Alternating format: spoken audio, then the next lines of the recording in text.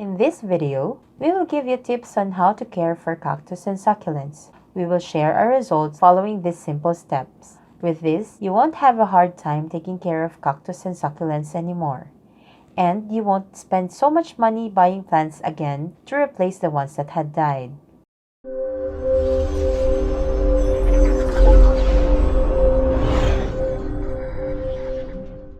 Welcome to another episode of Succulents and Spikes. In this channel, we will talk about cactus and succulents, and we aim to guide new hobbyists the way of doing things and keeping everyone updated of the latest trends and practices. So if you're new here, please consider subscribing so that you won't miss anything. Protect them.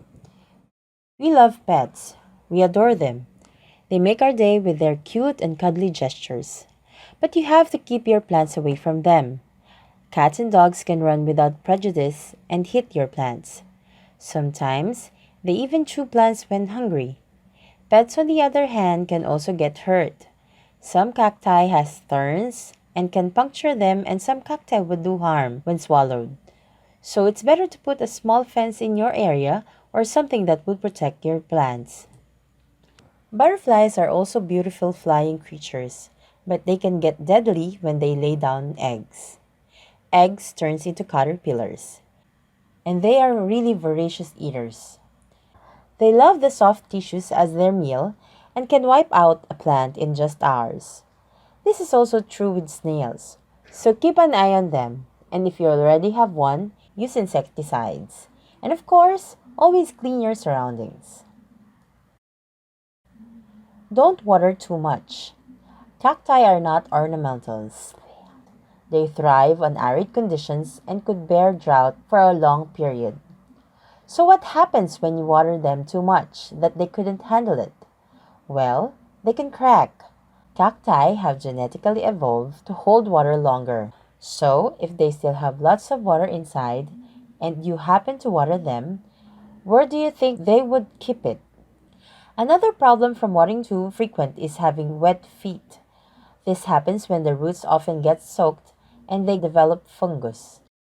Watering must always be relevant to the condition where they are in. You can water more often if it's hot because water evaporates fast. Lessen the watering during rainy days and winter because there's not much sunlight. Make the best soil mix. Your plant had wet feet and died because of fungus. One thing that helps to prevent this from happening is getting the soil mix that fits your plants. As a rule of thumb, it must be well draining, meaning when you water it, fluid can easily pass through the soil and drip. This is done by adding a huge percentage of inorganic materials in your soil mix. 60 to 70 inorganic materials like sand, pumice, volcanic rocks, and 30 to 40% organic materials, loam, soil, vermicast, peat moss, and others, is good for starters. Pots can also be critical. Use pots in proportion with the size of the plant. If the plant is small, do not use huge pots because it takes more water. The larger the container is, the longer it will dry up. And when that happens, the plant will have a wet feet. This is what we call overpotting. One important thing to remember with pots is to choose the pots with many holes. The more holes, the better, because it will help to maintain a good drainage. Get rid of insects. There are a lot of pests around us, but the most common ones that affect our cacti are scale insects.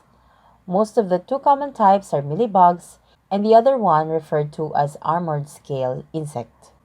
Both of them strikes the skin of the cacti and sucks the nutritious fluid that they need for reproduction and growth.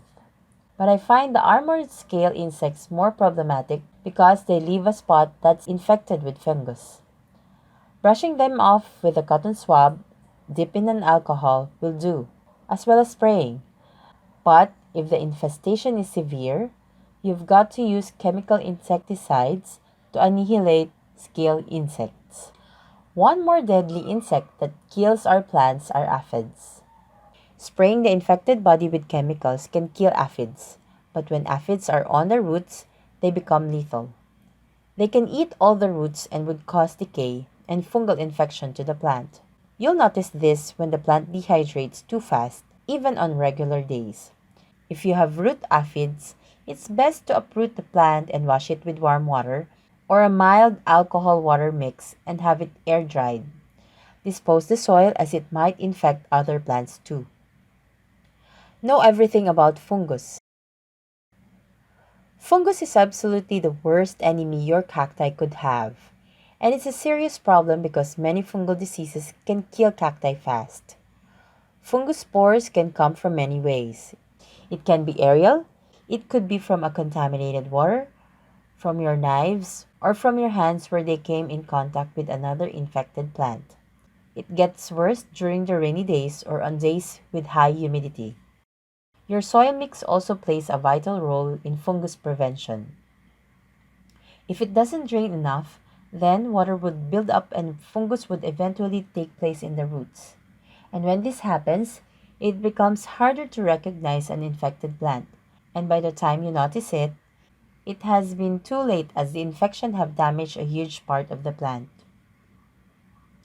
Fungicides are used to battle fungal infections just like antibiotics for humans. And there are two types, systematic and contact. Each of them have different uses and effects. But if the infection has become so severe, then the best thing that you can do is to remove the infected part before it spreads.